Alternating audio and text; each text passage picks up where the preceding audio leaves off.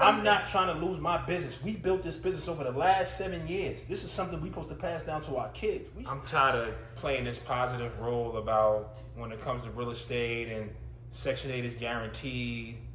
We built our whole portfolio based on Section 8. Exactly. And we was always taught that Section 8 is guaranteed, it's guaranteed income, it's guaranteed money coming in every month. You're going to be able to cover your mortgages. You're going to be able to cover your HOA, etc. As long as you have the correct tenant in place. We knew how to pick our tenant when it comes to Section 8, because when it comes to these programs, they are being validated through their housing specialists. That way they can have the voucher. Mm-hmm. But at the same time, as landlords, we have our own criteria they have to meet.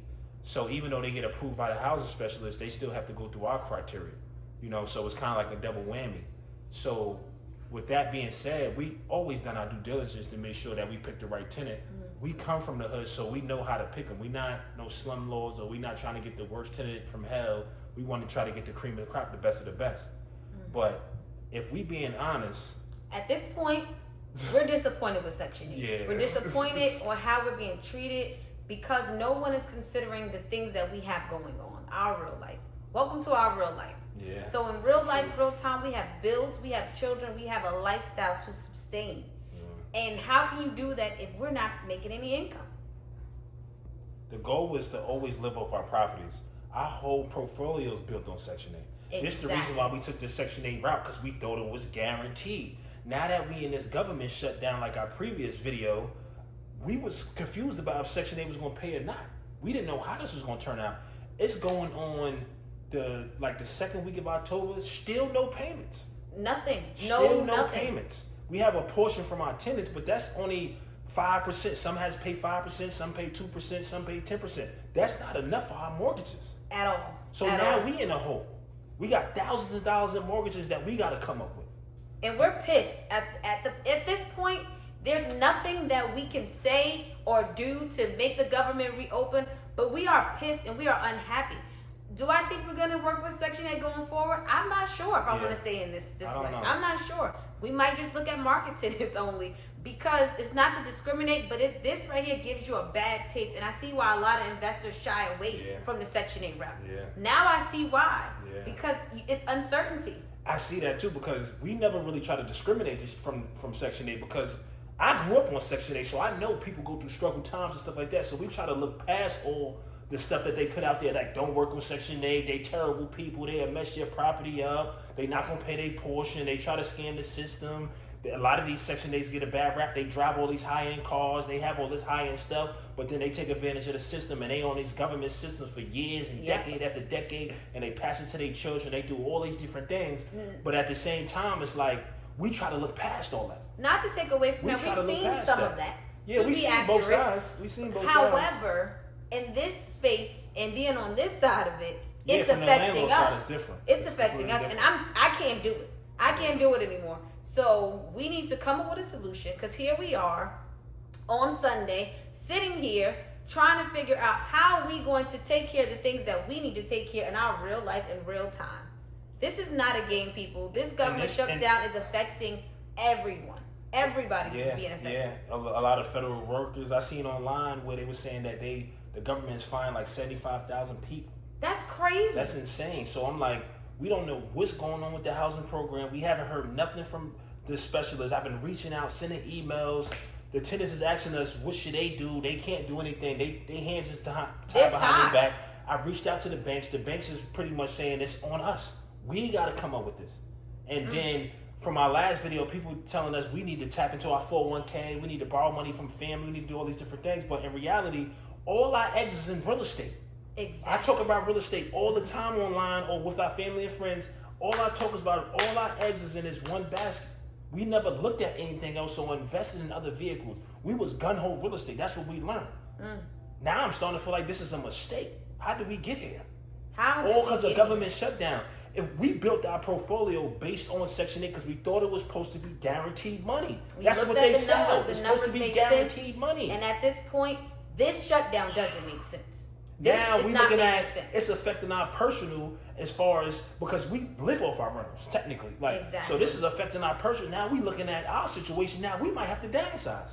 Exactly. So now we have to now change we compromising our our family and our school district and the things that we got to do, and we changing our life all because this government shutdown is affecting us. I didn't think this was gonna last this long.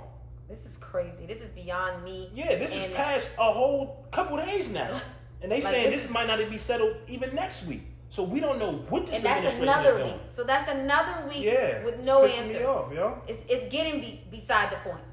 It's getting beside the It don't point. make no sense, man. It really don't make no sense. So again, this government shutdown is really, really affecting us with this Section 8 program. I'm tired of playing the positive role, like everything is all good at the end of the day. I'm ready to get out. I'm here to be honest. I'm ready to get out. Yeah, I'm ready to sell everything and just. No, man, we can't sell everything. Real estate is supposed to be generational wealth. That's for our kids. It's a long-term play. But this is not what I signed up for. This shit could be a headache, though. I can see both sides, and I see why people look at stocks and bonds and stuff like that. But I don't really trust that stuff neither. And then what makes it worse, I can understand if we didn't have no debt. If we didn't have no mortgages, it'll be a little different because we'd have more flexibility. If we didn't know we didn't have to pay this mortgage by the first and everything was paid off, it'd be a different communication between us and the tenant. We could just tell them, hold tight. We don't have no mortgages. Make sure you just cover your utilities and everything else. Once the government stuff smooths over and we'll be able to get that pay, everything will be fine. But we have mortgages we have to meet. I'm talking about this is 5 figures, multiple thousands of dollars. If we don't pay this stuff, we can go into foreclosure. We can lose everything. I don't want to file bankruptcy. I'm not trying to take that property. I'm not doing that. This stuff is under our name. This will affect us for the next 10 years. We have children that's going to be going to college soon, and we got to help put them in position and stuff like that. And what are we supposed to do? Are we supposed to sit with our hands crossed? The banks don't care. They don't. And for people that's not really needing Section 8, I'm kind of frustrated with them right now too, because I feel like at this point, then you need to go and find my money. Somebody needs to come up with my money. Yeah. Like at this point, I'm frustrated. I am unhappy. This government program, the workers, where are these social workers? Yeah, these people are not answering emails. Where are you? They taking forever to answer the phone. They giving us the runaround on the phone. It's a ping pong situation. They bouncing us the supervisor, the worker, and we got to keep explaining our situation over and over. It's like nobody has answers for us. If you guys know what we've been through for the last couple of days, you would just. What are other landlords doing out there? How are y'all surviving through the situation? Like, what are we supposed to do? It's like this don't make no sense. It's almost like we're in COVID all over again. Yes, exactly. I think this is worse than COVID though, because in COVID at least we made it through. This is kind of starting to look sketchy. Yeah. These bills are due, and it's on us, and now it has us reevaluating our whole situation. Now we live in this expensive home in this expensive community, in the middle class, of having people want to cut it and slice it. Man, this shit don't mean nothing. But at the same time, if we relying on this business to help us get through and help pay our bills on a monthly basis, but now we're running into this roadblock. We can't call nobody family and friends. No. Nobody's not helping us with this. I don't know anybody that just walking around with $200,000 in their pocket. Yeah, nobody's take care of that. Like, nobody's helping us with this. We got to figure this out on our own. So I don't know. I really don't understand what other landlords are doing, how they getting through this period. How are you guys maybe proceeding? Y'all can help us what y'all think. Please comment below. Give us something. I'm not trying to lose my business. We built this business over the last 7 years. This is something we're supposed to pass down to our kids. We still young. We need to learn. We got to pass this down. This is a long-term play. Exactly. But being in these roadblocks, people don't never talk about being in these situations. They just always make it seem like it's smooth sailing. This shit is real. This is a real situation. It's nothing smooth about this. We are in real life, in real time. This is the reality of the situation. Section 8, they got to come up with some. They have to come up with something. Better protocol, better yes. something. Something has to change because this is not going to work. No, this is not going to work. I wish we could file a grievance or something. Yeah, it has to be something. We have a lawsuit on our hands. I don't know. Because this don't make no sense.